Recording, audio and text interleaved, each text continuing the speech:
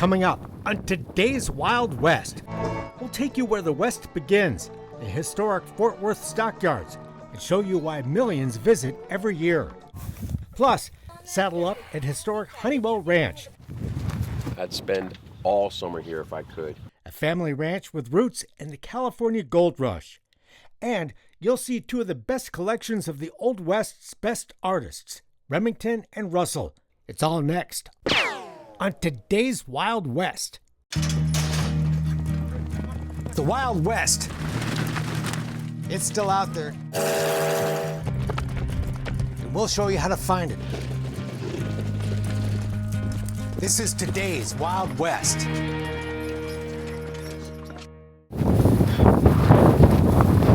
Galloping horseback at California's Hunewill Ranch.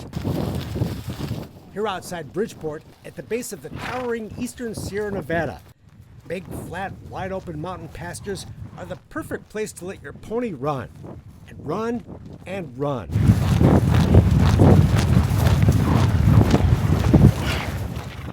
And Hunewill is also the perfect place for beginners to learn to ride. And when I first came, I was terrified of horses, absolutely terrified. I was 75 years old before I put my butt on a horse, and she dragged me kicking and screaming. And after 4 days, I said, oh my God, this is wonderful. It's all happening at a family ranch founded back in 1861. It's been a summer refuge for families for generations. This is an amazing ranch. It's an amazing ranch. But the most important thing is this family. Arash Morta is here for the 24th year in a row. I really love them, these people. 1 week a year, they're part of my life. Twin sisters Bea and Ann come the same week every year with their family from Massachusetts to, among other things, celebrate their birthday. This year, their 88th. This is special. I caught her snuggling with her horse, and I knew she was in. Bea's son John took some convincing as well. And they were always trying to get me here. And, you know, I was working in advertising, running around, working too hard. And then finally one year, I was like, I got to check this out. I'm done with all this stuff I've been doing. And I got out here and I got hooked, man, and I've never looked back. I keep coming back as much as I can. I'd spend all summer here if I could. And the Hunewill family and the tone they set is a big reason why. The Hunewill family just models what family is all about. The relationships, the camaraderie, the support that we get from one another. Napoleon Bonaparte Hunewill came from Maine during the 1849 California Gold Rush, found gold, and invested that wealth in a ranch to supply the nearby Wild West mining town of Bodie, first with lumber, then cattle. And with bride Esther, founded the 4,500-acre Hunewill Ranch in 1861. Their photographs hang in the parlor of the historic 1880 ranch house, where the 4th, 5th, and 6th generation of their descendants meet every week. My father started the weekly meetings. To carry on their amazing family heritage. And he was a very kind of a forward-thinking guy, and he really worked on us to work together to, let things, water under the bridge, pick your heels, those kinds of things that you need to do when you work with your family. My grandpa Stan, he instilled in his kids that this place, we own it, but we own it kind of in trust. Each generation, they take care of it, and then they pass it to the next generation as they found it or in better shape. And that's a pretty tall order, but you do the best you can. We also have the strong kind of core knowledge that we don't do anything to jeopardize this place. I think all of us in our generation, the G6s, we feel that pretty strongly. It's easy for guests to feel like they're part of the Hunewill family. Those who come the same week every year become their own extended family. Like Valentina's family, they've been here the last 3 years, the same week as the rest of us. And so, we'll have a new family or two rotate in, and they kind of become part of the same extended family and the Hunewill family. We come in seeing a lot of people that we haven't seen in a year, and we always look forward to it. And everyone has, it's one of our favorite weeks out of the entire year is coming back here. So, yeah, it's a beautiful thing. Like the Creekside Cookout we enjoyed one evening, Hunewill Ranch is a place of simple pleasures, where parents don't need to worry and kids can run free. There's an evening campfire sing-along. square dancing,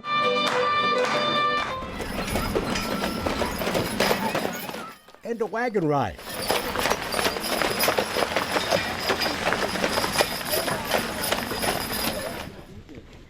With the days centered around horses. The week begins Saturday evening inside the massive barn built in the 1800s, where we meet for pie and ice cream, introduce ourselves, and get a little horseback 101 from Megan. You're going to pull their nose in that direction, and then they're going to move in that direction. If you want that changed at any point, just holler at one of us. Next morning, we meet the ranch wranglers, meet our horses, and take our first ride of the week. A little shakedown cruise to get comfortable with our new four-legged friends and make some new ones along the trail. I like the riding for sure, but for me it's kind of the complete break with the day-to-day reality. Like there's no working, there's no, I go on like a media-free diet. There's just, it's like a time to mentally take leave of your life. Riders are split into groups of advanced, intermediate, and buckaroos. You having fun, Irma? Where Megan is the lead instructor. Everybody grab your horn with two hands. Pull hard. Does that do anything? No. No. Can you communicate with your horse by doing that? No. No. Every rider was, of course, once a beginner, but here at Hunewill, you may not stay that way for long. All right, 1, 2, 3, let's load. So much of it is mental. Right now, we're getting those butterflies out. We're knowing we are in control. This feels great, and we can enjoy this. This is a great experience, a great educational way to learn. A lot of fun. Helps you get rid of that insecurity. It's like Megan said, it takes care of those butterflies at the first lope or the first trot.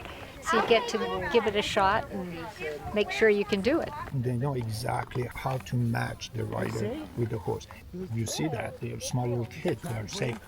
Yeah. So our first test is going to be spreading out. So Amy heads up the intermediate group, teaching the finer points of trotting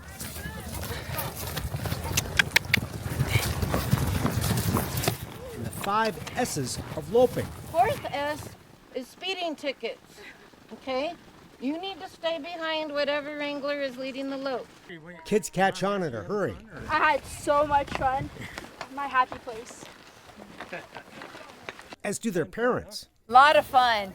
Free rein, open up, build your confidence. As soon as you advance ride, so we're going to go lope and jump and...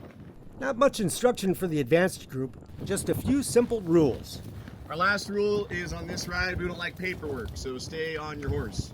Very important. And off we go. On long, long lopes, on horses that never seem to tire and never break a sweat.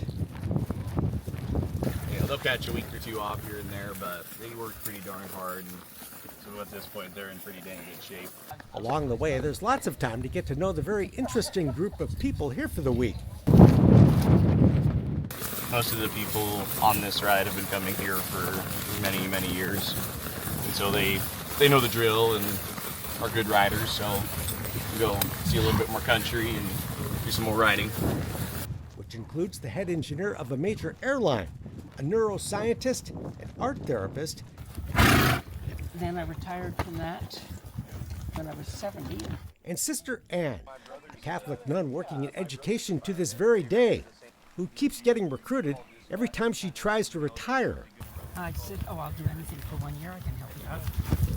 And 13 years later, I finally retired again. I rode with Ann on the day-long ride to Buckeye Canyon. This is where they did the logging. Site of the Hunewyll's original 1880 timber operation. Hunewyll's own most of this canyon all the way up there to Blue Rock. A ride led by the very genial Benny Romero.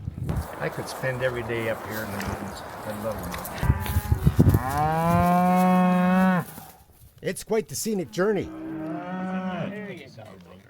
It's a leisurely pace with a nice long break for lunch. That's it, girl. Yes. That's an avalanche that came off that chute. Heading back, we see the aftermath of a huge winter avalanche. And we come across some of the cows the Huneywells run up here during the summer.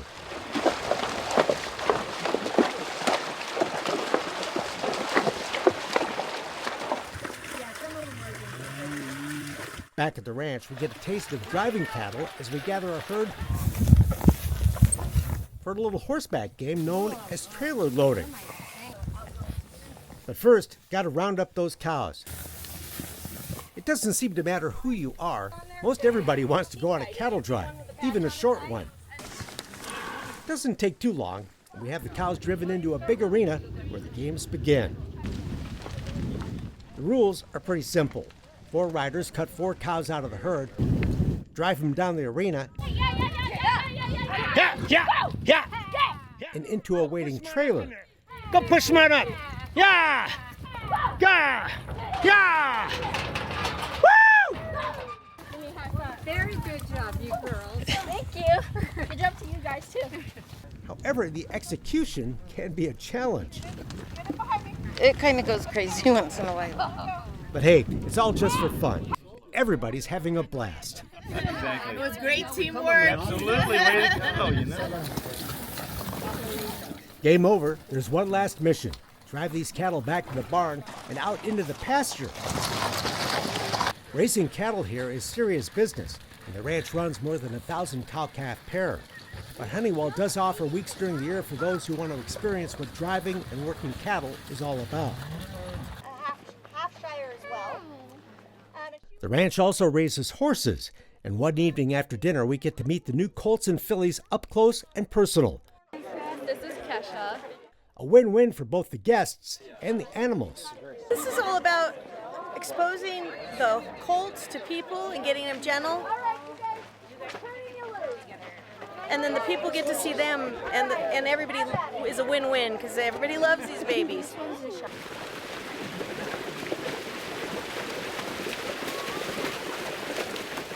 About 160 horses call Hunewill home, and it's always a picturesque treat to watch them come in every morning as the first rays of the sun light up the ranch. The barn is soon bustling with activity as the Wrangler crew catches, brushes, and saddles the day's mounts. And the farrier takes care of the animals that need new shoes, the kind of work that's been going on here since the 1800s. The real cowboy culture, it's something fascinating. It is very valuable. I think lots of people should know about it. Authenticity is something that we really can share here because we are a working cattle ranch and we do make our living with these cattle and our horses, and so there's a whole lifestyle here that we're sharing. An authentic Western lifestyle, exactly. Lots of history at this place. The old wagons you ride by were once this family's state-of-the-art transportation. You'll see the giant blades from the old sawmill and what was the original barn and bunkhouse, now the ranch maintenance shop. It's funny, on my weekends I go off and go to see different museums and stuff, and I'm looking at stuff that's newer than the place where I'm working. This working ranch started taking guests during the 1930s to generate some desperately needed income during the height of the Great Depression, all thanks to Megan's grandmother, Lenore.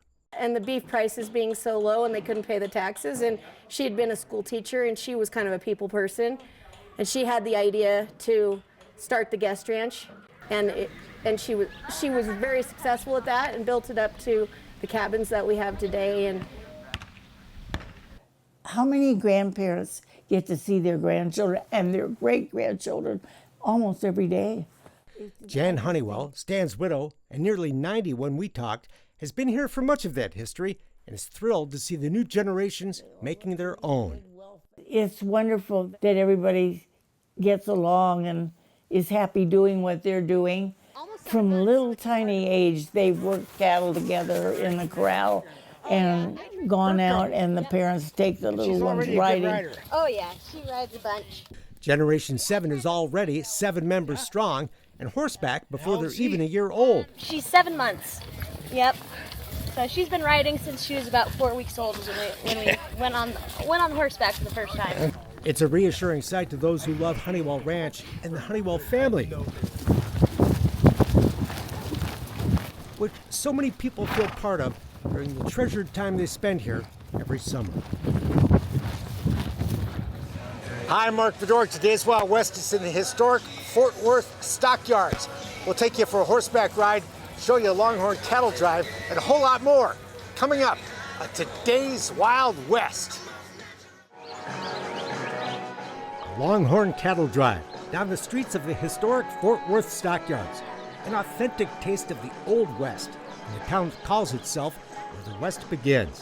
It's a reminder of Fort Worth's Western heritage, of the cowboy grit and rugged independence.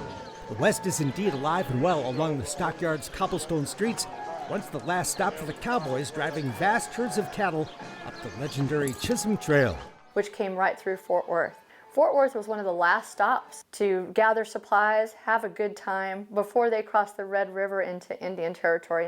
Later, this area would become one of the nation's biggest stockyards and meatpacking centers. The railroad came to Fort Worth, then the packing plants came, then the stockyards was born. But today, the revitalized stockyards are a famous Western destination, luring millions of visitors every year who come here to enjoy its Western ambiance. Live music, great food, Western hotels, the best in Western shopping, and more, like the John Wayne American Experience. It's a special place, which we'll explore in just a bit. But everybody wants to see the cattle drive, happening every day at 11:30 and 4. Oh, it was amazing. It's my first time in Texas, so I really feel I'm in Texas now, so it was amazing. Led when we visited by trail boss Christian Jaworski. I like to say we do about 7.5 hours of work a day for that twice daily cattle drive that the public actually sees. You are invited to see all that goes on backstage at the Herd Experience. But it's a great intimate way to get to know the team and learn a little bit more about the Longhorn. The lead Longhorn, I'll take this whip and I'm gonna pop it right beside his ear. The cowboys who drive the herd in period correct gear explain the fascinating history. What would you do if I keep popping that whip right beside your ear? And tools of the trade of this romantic and rugged chapter of American history. That's what the whip was intended to be used for. The whip was never intended to be used to harm any animal. It gives people an opportunity to really interact with the drovers, learn about the history, get close to the horses and steers. Most people haven't done that before. Visitors even get a chance to meet the horses and try their hand at roping. 1, 2, 3. The 1,500-pound longhorns, whose horns are 6 feet or longer, are always on display. And on a cold January morning, where the water tank is frozen overnight, the cowboys are warming up both their horses and the longhorns as they rehearse for their 11:30 show. That's a very good word for it. Dress rehearsal happens before they're on the street, and the show must go on. 17 carefully selected longhorns make the daily trek, one for every decade of Fort Worth's history, trailed by 6 cowboys, positioned just like back in the day. And no, you can't sign up to drive the cattle. You can climb on board one of the big longhorns to get your picture taken. But even better, you can get horseback on the Stockyard Trail Ride. It's a fun deal. Saddle up. This is the Trinity River, and then you have your saddle line at downtown Fort Worth right over there. And after a short ride through the streets of the Stockyards, you're on the trail along the Trinity River, right where those big cattle drives took place. Wonderful way to see this town. Things look a bit different today, with the downtown skyline off in the distance, but it's great to get a little time in the saddle in this epic part of the West.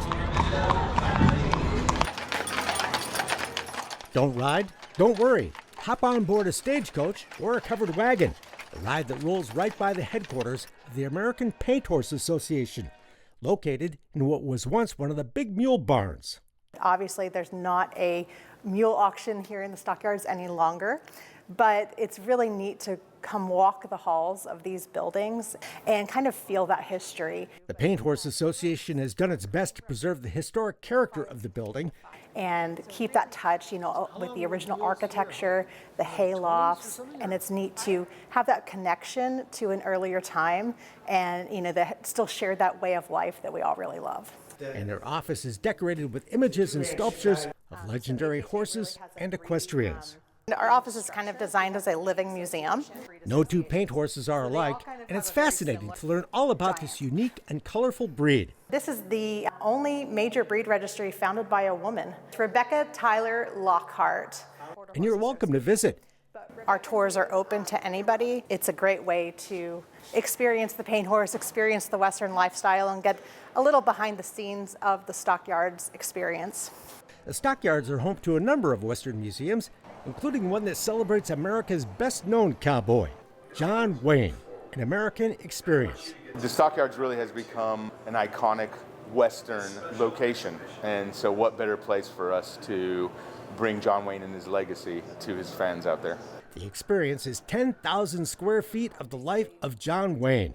His costumes, hats, guns, even the family station wagon with its roof raised for the 6'4" actor. We think of John Wayne as the movie star, and you get to see so much from his movies, but you also get to see the personal life behind it, his family, and his imprint that he had on American history. You know, it's a really rewarding experience to be able to come through and see how impactful he was on his generation and on the generation that is here now.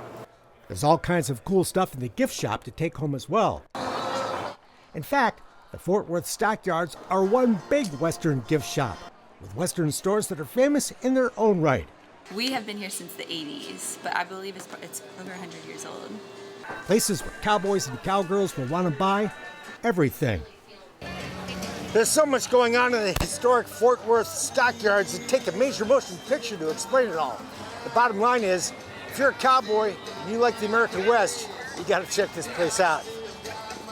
Still to come, another Fort Worth gem, two of the best collections of two legendary Western artists, Remington and Russell. It's always amazing to see these famous paintings in person. Outnumbered cowboys ride for their lives, fleeing pursuing Apaches in A Dash for the Timber, Frederick Remington's 1889 masterpiece. And a card game explodes in gunfire outside a saloon in Frontier, Montana, in smoke of a .45. A 1908 gem by Charles M. Russell. There's other painters, of course, that were working at that time, but these two artists really established the Western genre. Russell and Remington, still America's two best-known Western artists, whose work captured the Old West as it was vanishing into history. And you'll find two of the best-known collections of their work in Fort Worth, Texas, at the Amon Carter Museum of American Art and the Sid Richardson Museum. They were very good friends, and they knew each other quite well. Like Russell and Remington, Carter and Richardson were contemporaries, both successful Texas businessmen in the mid-1900s, and friendly competitors when it came to collecting the work of their favorite artists. He was very interested in that cowboy lifestyle. It was something that both he and Amon Carter were very interested in, and the history of the West and kind of the Western heritage of the Fort Worth region. And so I think it was that kind of idea that was drawing them to these subjects. Today, the Remingtons and Russells they acquired are shared with everyone at the museums that bear their names. The Carter houses a total of more than 400 works by the two artists. It's amazing to see these legendary originals in person, a much different experience than looking at them in a book. There's Russell's rowdy cowboys crashing a bar in Without Knocking, Remington's old-time stagecoach of the plains rolling down the trail at dusk, and Russell captures an Indian village on the move at dawn.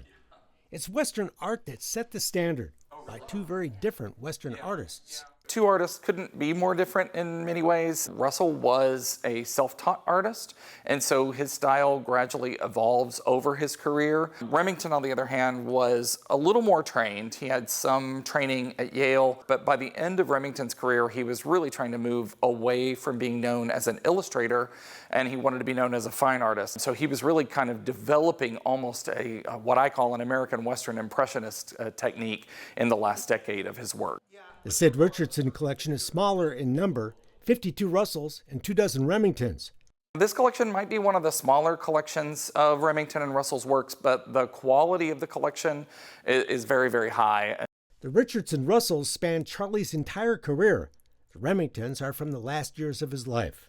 The late Remington works that we have in the collection, they're of such high quality. We have 5 very beautiful nocturnes. Our most famous Remington is probably Buffalo Runner's Bighorn Basin. It's a particularly beautiful piece that I think combines the captured motion and energy of the kind of work that Remington is so famous for. One of our most important works by Russell is one of his predicament paintings, Man's Weapons Are Useless When Nature Goes Armed.